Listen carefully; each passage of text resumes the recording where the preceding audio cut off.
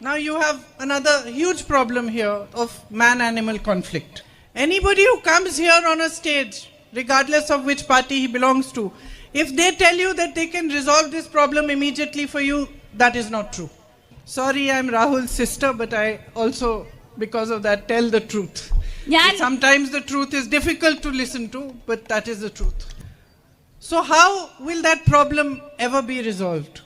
The only way to resolve this man-animal conflict problem is if everybody works together. Everybody is the community, means all of you, means the forest department, means the state government, means politicians like us from different parties who decide that we want a resolution rather than to continue to cry about what the problem is. And when such immense problems, due to which people are getting killed every season, due to which the farmers are unable to even make a living because most of the time their crops are eaten up by the animals. When such deep problems need to be resolved, without the political will, nothing can be done. Then they become just political issues.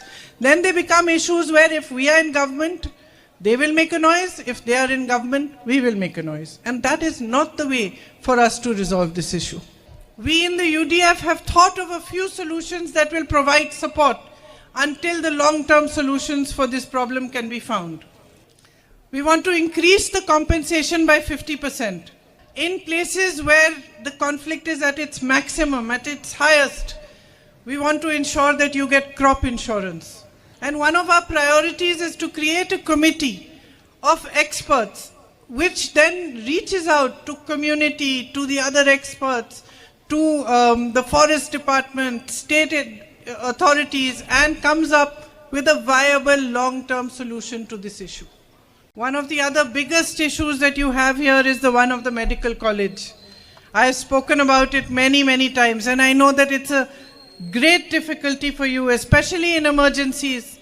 Even recently, the tiger attack victims and the elephant attack victim recently also passed away on the road on the way to Kozhikode. I have written several times to the Central Ministry for this, and as you may already know, 50 seats were approved and the work was begun here after my writing to them. And in that sense, there has been some cooperation, and they have also promised that the critical care center will soon be opened. You have the Puritod Padinyaratara road also, which I visited. And I went and saw what the situation was. After that, I wrote to the state government. I got no reply. I wrote again. So I am harassing them that we should do it. But if we have our government, I can tell you that we will make every effort to get it done at the soonest possible. And recently also I met Gadkari ji, who is the Central Minister for Road and Transport. And I spoke to him about the Churam bypass. So hopefully that will also get expedited. Look, aside from your immediate problems over here, it's important for you to understand, on the whole, what is happening in Kerala today. And for that, first you have to understand what a jewel your state is. You have everything. You have amazing opportunities for tourism. Many of you have opened homestays, and you yourselves know that if there was a proper support from government, how much more you could do, how much more could be done for promoting tourism here. You have an agricultural sector in which you grow the most beautiful spices, fruit, paddy, everything possible. And yet, most farmers I meet tell me that they cannot make their ends meet anymore, that the government simply does not give them enough support to be able to earn a good living from farming. You have one of the best coffees in the world. It has international acclaim, and yet enough support is not given to coffee farmers. More than anything else, you have a population, a young population of educated, intelligent and hardworking people. And in many ways, this is the greatest asset of Kerala, is its people. And for us in the opposition, because we see your problems at such a close, at such a deep level, it really is a tragedy that along with everything, we see the resources the state has, we see the problems you have, and what we see is wasted opportunities, one after the other. The state is in debt, unemployment is at its highest possible. You face corruption at every step.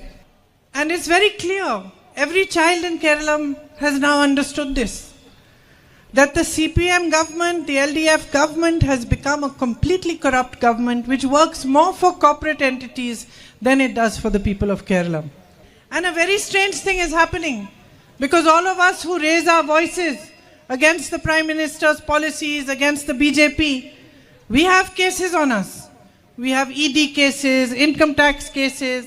Rahul ji, who used to be your MP before me, has so many cases. He has to travel all around India, go to courts and appear in courts.